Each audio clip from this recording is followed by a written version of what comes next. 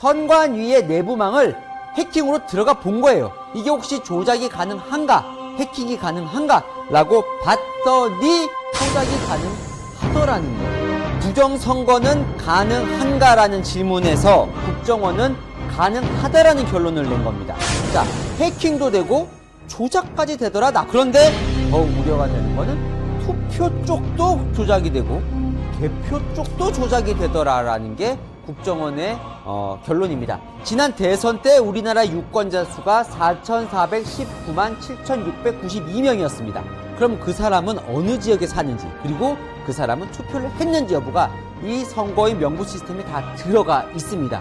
쫙 해킹을 들어가 봤더니 저는 투표를 했어요, 분명히.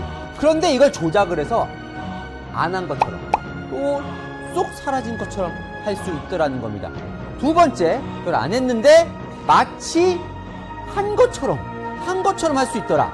세 번째는 또 심지어 이런 건데 유령 유권자가 나오더라는 거예요. 그러니까 없어요, 그런 사람이.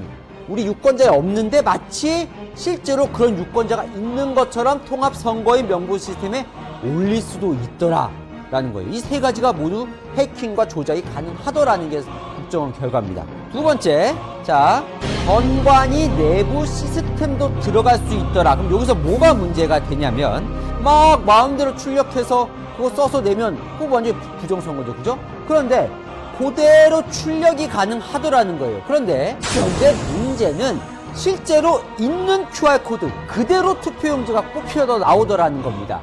QR코드로 이게 가짜인지 진짜인지 봐야 되는데 실제로 진짜인 것처럼 보이는 QR코드 그대로 출력이 가능하더라는 거예요. 이 시기를 조작할 수 있다는 거예요. 통합선거인 명부 시스템에 투표를 안 한 사람을 투표한 걸로 조작해 놓고 그 사람이 마치 여기에 조작된 사전투표 용지로 이렇게 넣으면 밝혀내기가 어려울 수도 있다, 이런 얘기예요. 투표에 있어서 취약한 점 살펴봤는데 개표에 있어서도 지금 문제가 있더라는 건데 이건 더 문제죠. 왜냐면 절대 뚫리지 말아야 할 이 개표 시스템도 해킹을 시도해보니까 뚫리더라는 거예요. 이게 무슨 말이에요? 예를 들어 지금 현재 개표가 진행 중인데 후보 1번에게 10만 표가 갔어요. 그런데 해킹을 통해서 조작을 해서 마치 1번 후보가 100만 표를 얻은 것처럼 조작이 되더라는 겁니다. 해킹 프로그램이 들어있는 인가받지 않은 USB를 이렇게 꽂아요. 그런데 이 프로그램을 꽂았더니 실제로 작동을 하더라는 거예요. 그럼 어떻게 돼요? 이렇게 가면 원래대로는 1번 후보는 여기로 구멍으로 들어가고 2번 후보는 이렇게 분류가 돼야 하는데 이 해킹 프로그램을 꽂으면 이 2번이 1번 후보 쪽으로 분류가 되도록 이렇게 나오더라는 겁니다.